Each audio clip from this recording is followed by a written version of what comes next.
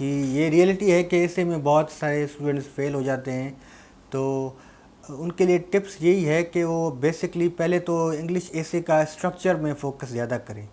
جیسے کوئی opinion ended ایسے ہوتا ہے تو اس کو اوپن اینڈڈ ہے تو اس حساب سے لکھیں، اور جیسے کوئی آرگومنٹیو ایسے ہے تو اس کو ایک سائڈ پک کریں اور اسے آرگومنٹ کر کے وہی سائڈ کنٹینیو کریں.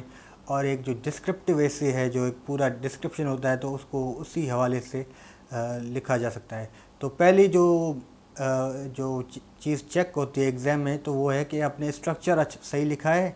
تو پہلی اسٹرکچر میں کلیئرٹی ہو، کیونکہ آپ کو یہ اسکلز آنی چاہیے کہ کون سا اسے آرگومنٹیو ہے، کون سا یہ اوپینینڈ ہے، کون سا ڈسکرپٹیو ہے. تو یہ پہلی کلیئرٹی ہو تو پھر آپ نیکسٹ میں فالو اپ کر سکتے ہیں. اور دوسری چیز یہ ہے کہ جو عموماً جو اسٹوڈنٹ فیل ہوتے ہیں وہ due to the lack of knowledge ہے. وہ ایک سرٹن ٹاپک میں اچھی طرح سے ان کے پاس نالج نہیں ہوتی تو وہ وہاں پر صحیح طرح سے لکھ نہیں سکتے. جیسے فار انسٹنس اگر گلوبلائزیشن ہے، فیمنزم ہے، ٹیکنالوجی ہے، آرٹیفیشیل انٹیلیجنس ہے، یہی جو ڈفرینٹ ٹاپکس ہیں یہی ریوالو کرتے ہیں ایگزام میں. لیکن ضروری یہ ہے کہ ان کے پاس آپ کے پاس مواد ہونا چاہیے، مٹیریل ہونا چاہیے لکھنے کے لیے. تو مٹیریل کے لیے پہلے تو یہ کانسیپٹس ہیں جو ہیں سوشل سائنس کے ہیں وہ آپ کو فنگر ٹپس میں ہونے چاہیے. وہاں پر آپ اپنا اچھا فنگر ٹپس میں ہوں، اور ایگزامنر جس بھی طریقے سے آپ کو سوال دے تو وہ آپ کو اس طریقے سے ٹیکل کر سکتے ہیں. جیسے اگر سیم ہی ایسے اگر آرگومنٹیو آ گیا ہے تو آپ اس کو اس حساب سے کریں. اگر کوئی ڈسکرپٹیو ایسے آ گیا ہے تو آپ کو اس حساب سے ٹیکل کریں. اور دوسری چیز یہ ہے کہ نالج بھی ہے، اسٹرکچرل کلیئرٹی بھی ہے. پھر جو انگلش ایسے کے جو ٹپس ہیں وہ بھی آپ جو ضروری اسینشیل ہیں وہ بھی فالو کرنا چاہیے. کیونکہ جو انگلش میں ہے وہ grammar free, error free grammar آپ کا ہونا چاہیے، ایرر فری ہونا چاہیے، مسٹیکس نہیں ہونے چاہیے انگلش کے.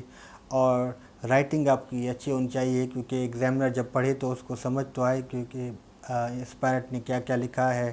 اور ایک پراپر اسٹرکچر فالو ہوا ہو، جیسے انٹروڈکشن ہے، بیچ میں باڈی پیراگرافس ہیں، پھر کنکلیوژن ہے، اور اس باڈی پیراگراف میں بھی آپ کے پاس پیراگراف ہوتا ہے، اس میں ٹاپک سینٹینس ہے، بیچ میں ایکسپلینیشن ہے، پھر ایویڈنس ہے، پھر کنکلوڈنگ سینٹینس ہے. یہ جو اسٹرکچر ہے نا وہ فالو کرنا بہت ہی ضروری ہے. اس کے نیکسٹ امپورٹنٹ جو فیس میں ہے کہ انگلش ایسے کو ہم کیسے ریفائن کریں، وہ تھرو پریکٹس ہے. جتنا آپ پریکٹس کریں گے وہ بہت ہی ضروری ہے کہ اپنے لرننگ ایکسپیرینس کو ریفائن کریں.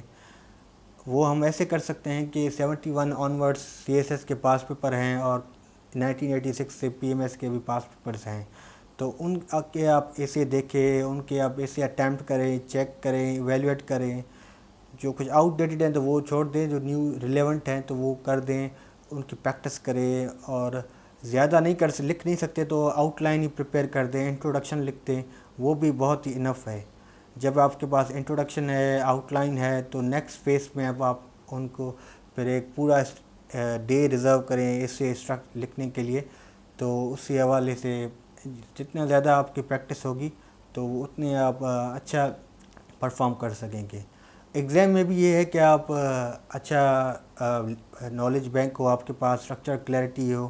اور ایسے جب آپ سلیکٹ کریں تو ایک اچھے سوچ سمجھ کے آپ ایسے سلیکٹ کریں، کیونکہ انگلش ایسے میں ایک ہی سوال ہوتا ہے اور مارکنگ بھی ایک ہی ہوتا ہے. اس میں جج ہوں گے آپ، ایگزامنر آپ کو یہاں پاس یا فیل کرے گا.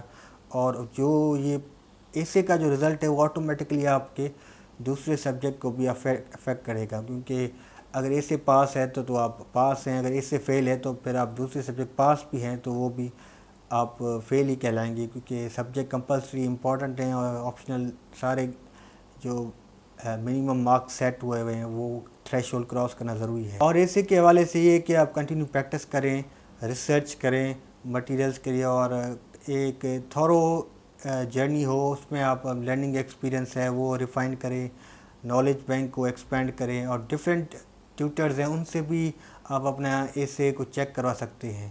جیسے جو کوئی اچھا ٹیچر آپ کو ملے گا تو وہاں سے آپ اپنا اچھا رائٹنگ چیک کرائیں اور نالج کو انہینس کریں، اور ڈفرینٹ مٹیریل سے اپنی رائٹ اپس کو اور انہینس کریں. نالج آپ گین کر سکتے ہیں وہ تھرو ڈفرینٹ سورسز سے ہے، جیسے ڈان نیوز پیپر ہے، وہاں سے بھی اچھا آپ کو مٹیریل پرووائڈ مل سکتا ہے.